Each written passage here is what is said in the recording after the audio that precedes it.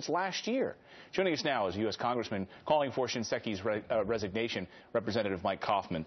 Congressman, nice to see you this morning. Welcome to the show. Great to be with you. You penned an opinion piece, and I want to pull a quote from it because I think it's very telling. You say, "My late father was a World War II and Korean War combat veteran who retired as an Army Master Sergeant. I would often hear him say that the best officers were the ones who took care of their troops. Has Secretary Shinseki been taking care of our troops?" You know, he really hasn't. For the men and women who served this country, you know, and made tremendous sacrifices in defense of our freedom, who are now, who have left the military, are now under the care of the Veterans Administration. He's not focused on them. He certainly has met the needs of the senior bureaucrats who run that organization, but certainly not there to serve the needs of our veterans.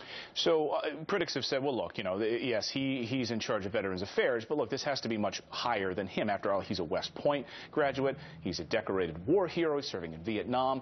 It doesn't fall to him. It falls with the White House. Is he just the fall guy here?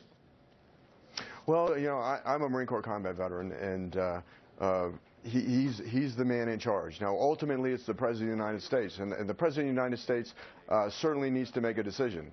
And if Secretary Shinseki doesn't resign, I think the President has an obligation to fire him because of all the extraordinary problems. And the situation in Phoenix and in Fort Collins are really just symptoms of systemic problems throughout this organization. And I want to say first, there are a lot of men and women who work for the Veterans Administration who really do fundamentally care about our nation's veterans. A third of them are, in fact, veterans. It's the leadership at the top that's the problem. As a member of the House Veteran Affairs Committee, how do we not know this information?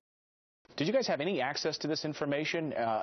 We know that they learned about this back in December, that General Shinseki learned about this back in December and did nothing about it. No one's lost their job as a result of it. How much information did you guys have access to? Well, certainly the Phoenix issue, we learned about it when the whistleblowers stepped forward. But there have been problems before that. There have been lots of problems where patient safety was compromised because of the fact that the Veterans Administration, the leadership at the top, wanted to produce a narrative like in Phoenix that they were doing better than they were.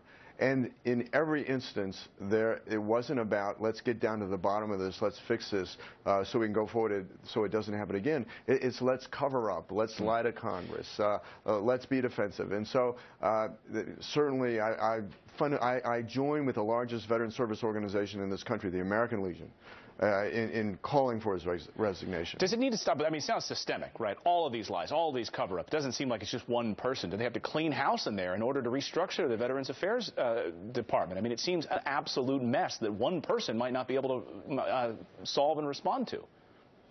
Well, what he has to do, you've got to bring in somebody that's willing to make the change. You've got to bring somebody in who's willing to fight the bureaucracy that surrounds that individual at the top. And he's unwilling to do that. He has been led by the bureaucracy. He has not led the bureaucracy. That's a great way to put it. Representative Mike Coffman, we appreciate you joining us this morning. And great piece that you wrote. Also, you can check it out on foxnews.com. Thanks so much. Thank you. Coming up here on the show.